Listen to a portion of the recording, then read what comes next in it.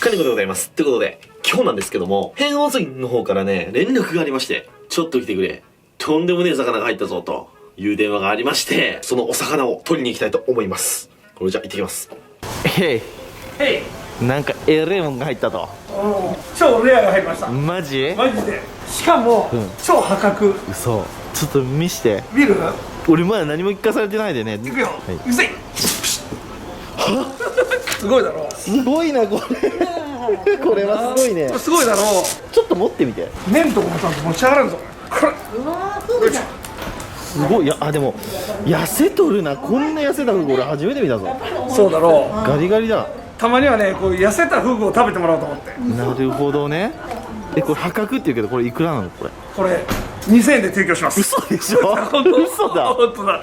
問題です。はい、何キロあるでしょう？これマジで当てるよ。これマジで当ていいよ。4.5。それでいい、本当に、ファイナルアンサーでいい。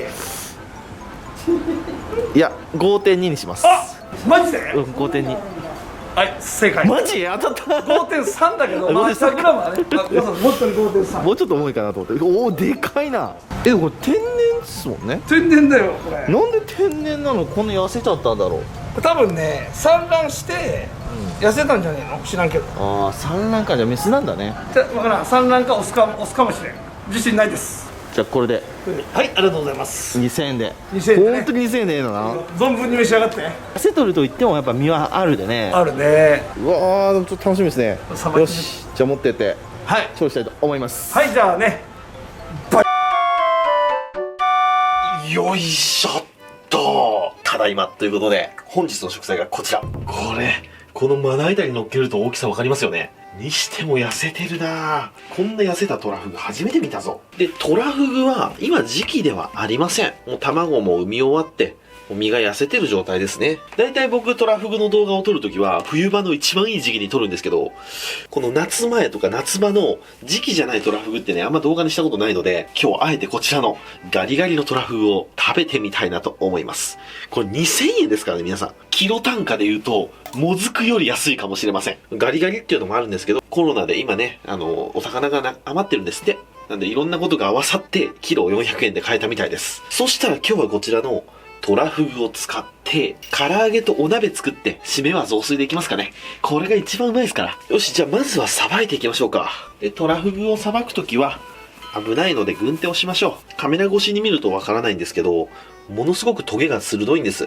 特にお腹、ものすごくね、針みたいなトゲが無数に生えてますんでね、素手で触ると痛いです。一応毎回説明しますけど、僕はフグの調理師免許を所持しておりますので、こういう動画を撮っております。毎回見せてると思いますけど、これですね。さて、じゃあおろしていきましょう。まずはヒレですね。ヒレを落とします。ヒレもでかいなぁ。で、ちなみにこのぐらいの大きさで冬場で太ってるトラフグはいくらぐらいだろう。5万から7万円ぐらいすると思います。もうトラフグはね、冬になると一気に値段がカコーン上がりますからね。しかも天然ときたらね、すごい上がっちゃいます。で、普段はくちばしを落とすんですけど、この出刃じゃ太刀打ちできないと思うんで、くちばしは落とさずいきます。落とさないけど、この周りの皮だけ切っちゃいましょうか。周りだけこうやって切って、背中から包丁を入れていって、よし。はい、こういう風に1本入りました。こういう風ですね。そしたらここから剥いでいくと。身を切らないように皮を引っ張って膜と身の間に包丁を入れていくと。こう引っ張りながらですね。これがね、気持ちいいんですよ。あ、でも身はね、意外と綺麗ですよ。もっと真っ赤っかだと思ったんですけどね。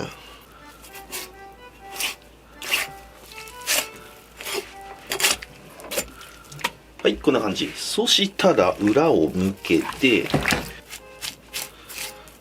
こっち側も同じように剥いでいきます。さあ、こいつはオスかメスどっちなんだろう。多分ね、僕もメスだと思うんですよね。で、トラフグっていうのはメスの方が大きくなりやすいんですって。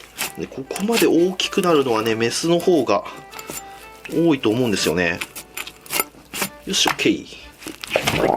うお、泣いた。死んでますけどね。はい、こんな感じになりました。そしたらここに都合よく穴が2つ開いてますんで、穴に手をかけて、こうやってバッグみたいに持ちます。そしたら尻尾の皮も持って、こういう形にして、で、ここの皮の付け根を外して、こうやって皮を剥いでいきます。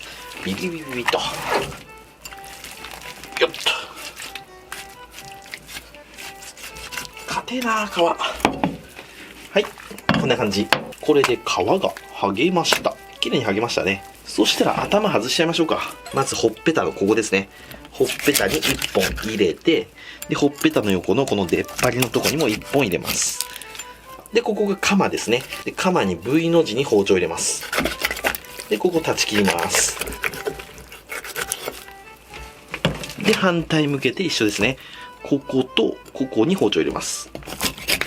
ここ1本入りました。で、ここですね。ここにも包丁を入れます。そしたらカマを持ってエラの付け根を外します。そしたらここに切れ込みを入れて、ここですね。で、反対向けてこっちにもこういう感じで切れ込みを入れます。説明難しいな。こことここを切って、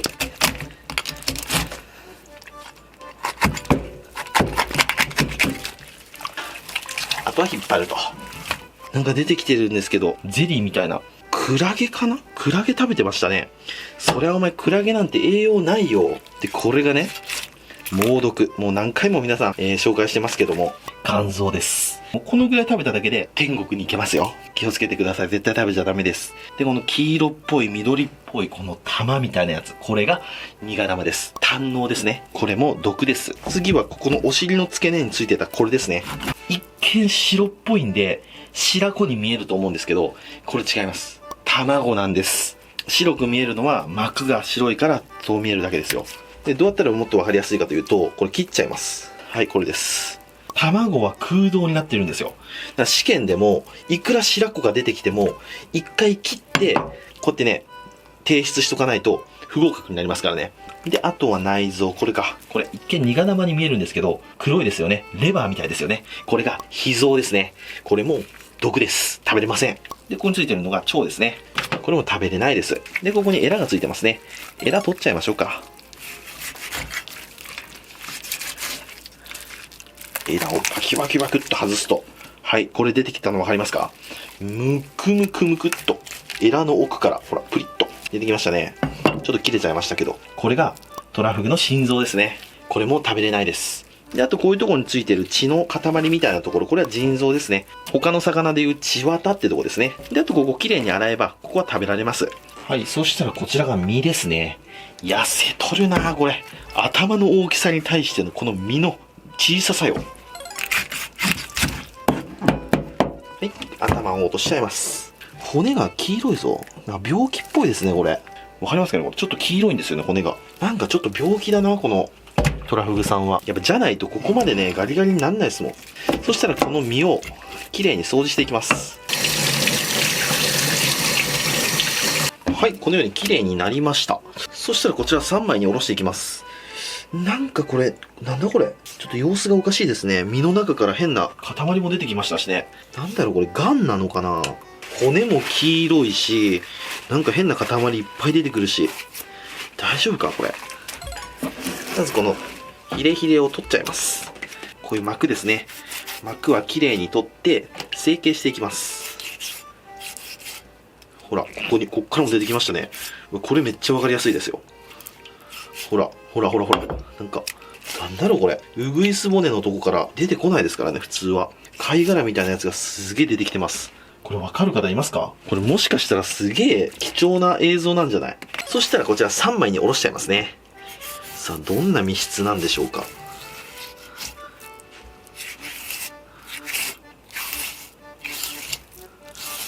でも、意外と普通の密室だぞ。でもやっぱちょっと良くないな。で、ここにも入ってましたね。この虫みたいなやつ。そしたらこっち側も同じようにおろしていきます。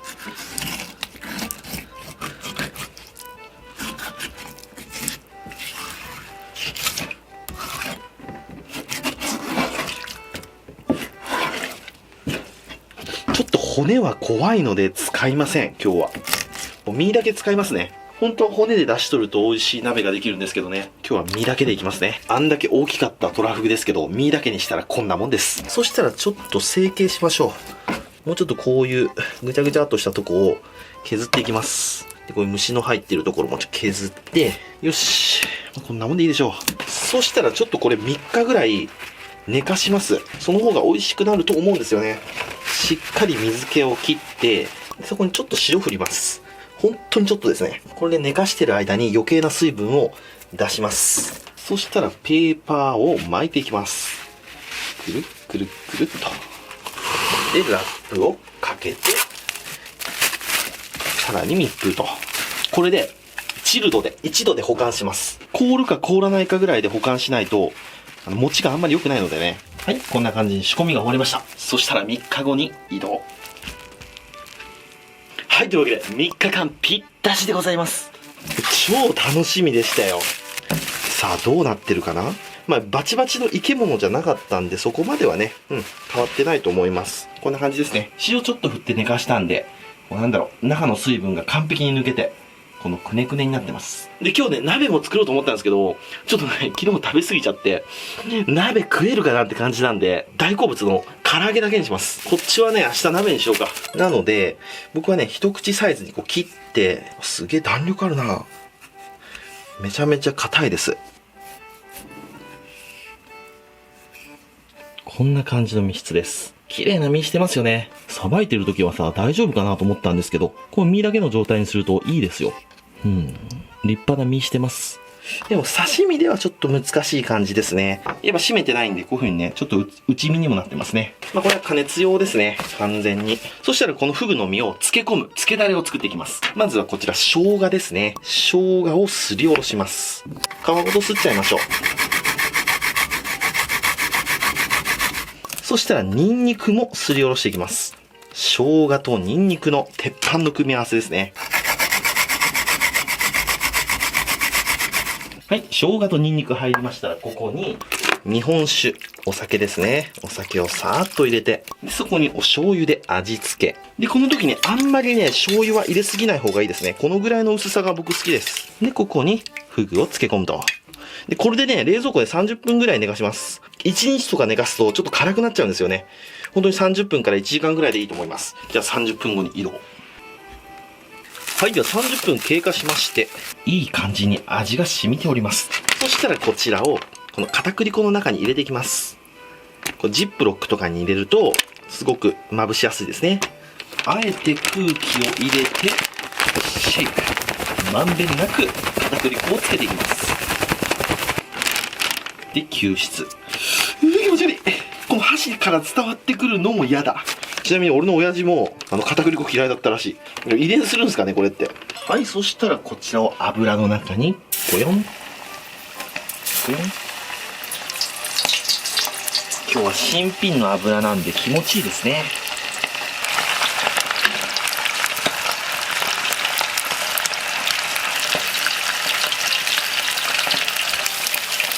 こんなもんで OK かな。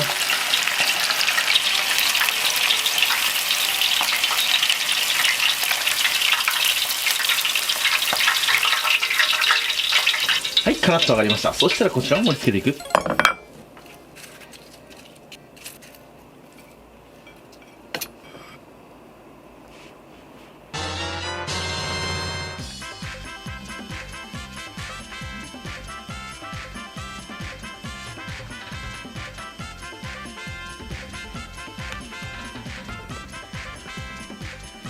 はい、じゃあ完成。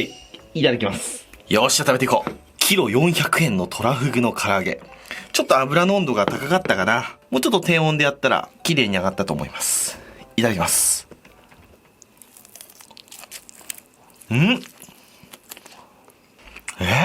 すっげえ弾力がある。何これ。こんなフグ食べたことない。だいたいトラフグの唐揚げってふわっとしてるんですよ。これ全然違う。硬っ。むちゃくちゃ歯応えある。フグの唐揚げというか、タコの唐揚げに近い。でね、正直言うとあんまり美味しくない。硬いし、パサついてるし、フグ独特の美味しさ、旨味がね、ないね。俺の揚げ方がダメだったかな。まあ、そうか。そうだよな。で、なんかちょっとね、苦味があるぞ、これ。これ大丈夫かな。まあ、市場で売られとったってことなんで大丈夫だと思うんですけど、あんまり美味しくない。ごめんなさい、正直で。はい、というわけで、今日はこちらの激安トラフグの唐揚げときましたら、お飲み物、こちらでやっていきたいと思います。せーの、ギの熱。休館病児さんです。高めから落としていきます。このぐらいの角度感。これが一番美しいとされている角度です。よし。これですよ。7対3ですね。ノンアルコールでもあの高さから落とせば7対3決まります。いただきます。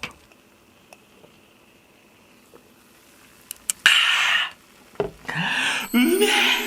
今日ひときわうめえ、ノンアルコールが。数十くり食べていくよ。ごちそうさまでした。ということで、今日は変おじが買ってくれた激安トラフグを使って唐揚げを作ってみましたけども、あんま美味しくなかったな。何がダメだったんだろう。大体いつもね、ああいう作り方すればうまくなるんですけどね、さばいた段階の身でだいぶ白っぽくて、硬くて痩せてたんでね、やっぱフグはあそこまで痩せちゃうと、もう身はカッチカチなんでしょうね。ただでさえ身が硬いのに、それがギュッと濃縮してるわけですからね。今日のフグはちょっと美味しくなかったです。揚げすぎのほろ苦さとはまた違う、なんかこの、フグの奥底にいる、なんか苦味みたいな、えぐみみたいなものを感じましたね。あんまりにも安すぎるものっていうのは、やっぱり、それなりの理由があるんだなと思いました。とっても勉強になりました。というわけで、今日はご視聴ありがとうございました。バイバイ。